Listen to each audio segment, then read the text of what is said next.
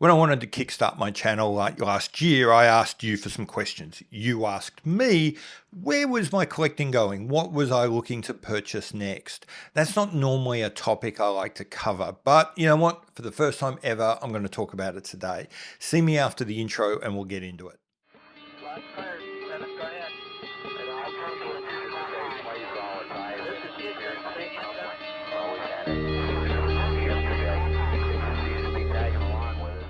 Hi, I'm Pete McConville, and as this video I think will make clear, I like to overthink, overanalyze, and just geek out far too much on watches. What I want to talk about today is where my collecting strategy is going. What am I doing with watches? What am I looking at buying next? Very quickly, this is not something I like to talk about in the past. I have very varied tastes. I like to have a big collection. And as a result, normally on my radar, there's a list of 20 or 30 potential watches I'll pick up at some point. And that's a bit hard to turn into a video. Having sat back and done a really careful analysis of my collection, I've now sort of passed that phase. I'm into a point where now I'm looking at individual pieces to fill individual gaps or to fulfill particular roles. As a result, I've now trimmed that down and I think I've got about 10 watches on my list to purchase over the next couple of years. What I'm going to do is get into that. But very quickly, I'm not going to do a state of the collection video this year, but very quickly what my collection is. My collection has 5 kind of broad areas. One is Alpina watches. I love Alpina as a brand. I like their watches. And I've fallen into collecting Alpinas. Breitling watches. As the collection for Alpinas kind of fleshed out and I had the basis of that, I shifted, really just moved up in many ways because the two brands have very similar ethoses, and started collecting Breitlings, which is my second collection. Then I collect basically travel related watches, anything with a dual time, home time, GMT, world timer type of function. Hold that last thought. And then there's watches I just plain old everyday love. Watches that aren't Alpinas, aren't Breitlings, aren't travel watches, but for some reason I just love these enough to want to buy them anyway. Then there are my cheap and cheerfuls. So what I'm going to do is when I talk about the watches I'm going to buy, they each have to fit into that collection, and I'll talk about how they do as I talk about what I'm looking to buy. Whilst the overall list of watches I want to buy has shrunk down, it's still pretty long. So I'm going to try and get through this as quickly as I can. I'll start with the cheap and cheerfuls that I'm thinking of adding over the next couple of years. The first is a moon swatch. I actually have a thrifty Fathoms, a swatch Blanc collab. Absolutely love it. I think it's one of the coolest watches made in probably a decade, and I want a moon swatch for the same reason. I don't pretend it's great quality, but it is so unutterably cool and fun. I just am going to own a moon swatch, probably a Pluto, because that really just brings a color combination I don't already have in my collection. I'm also looking at picking up at least one, possibly 2 Mr. Jones watches. I've got 2 Mr. Jones watches already. And again, I love the fun and the art and the craft they bring to their work. I'm probably going to get a Last Laugh skull watch. I think everyone should own a skull watch. But the Ascendant and the Silent Thief are also real possibilities for me. Again, I love kind of the art side of those watches. Now, in my Alpina collection, I've got nearly 30 Alpinas covering from 1918 to 2023. So I've got pretty much the entire sweep of Alpina covered. Just now we're picking onesies and twosies. And the one I'm looking at now is a Star Timer Pilot Heritage GMT, almost certainly with the copper dial. Don't have a GMT Alpina, don't have a watch with a copper dial. I do really like this watch. It fits a number of different ideas for me. I'm going to pick one of these up over the next couple of years. Okay, so that brings us to the travel watch area. And the first thing is, I love travel watches. I love watches that have this kind of complication. I don't actually own a world timer. So I want to get a world timer, and not a world timer that's really just a GMT watch, but with a world time bezel, one which has the full on world time functionality. And the watch that I'm looking at is the Chopard LUC Time Traveler 1 World Timer, probably, almost certainly, because it's all I can afford, in steel. I think I just love Chopard as a brand. I love this watch. I want this capability. All in all, this watch is just crying out to be part of my collection, and I am waiting with bated breath and saving furiously to make it part of my collection. Sticking with travel watches, the next one I'm looking at is a Ulysse Nardin dual time. Now, predominantly, I'm looking at this early 2010s fun big number dual date, big date dual time model. I really enjoy this piece. I enjoy the funky numbers and the sort of offbeat look of it.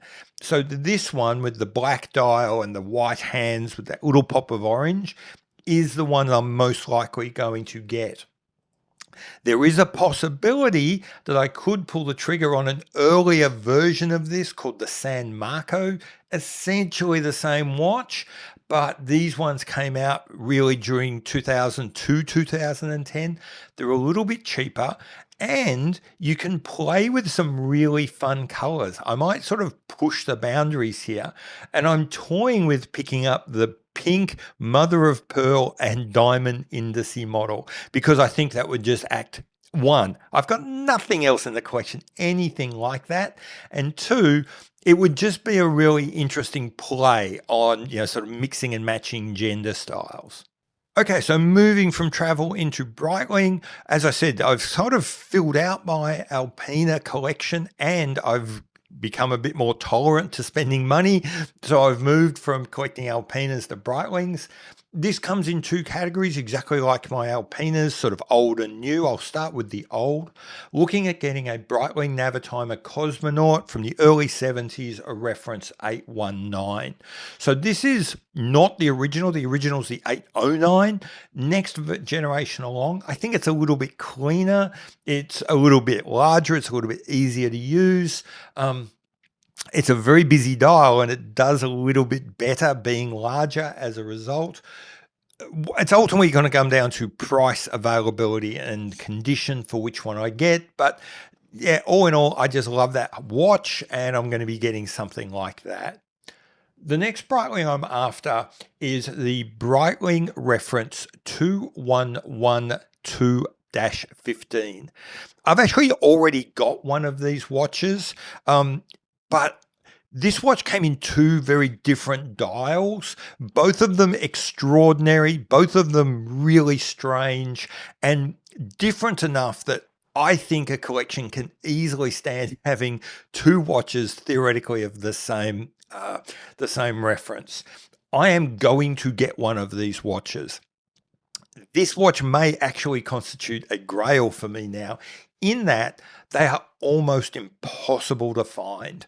I have been tracking one of these for about 4 years. I've seen two come up for sale. Unfortunately, I was too slow in both times. So, yeah, I'm desperately keeping an eye out for this watch, and at some point it will be joining my collection. Okay, being much more grounded, much more normal, looking at picking up a chronomatic, a Breitling chronomatic reference 2110. Much more straightforward watch, much more normal watch. It's just really good looking.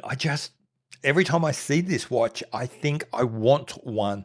I don't have a watch with this particular color scheme. I don't have a watch with this particular sort of layout in the collection.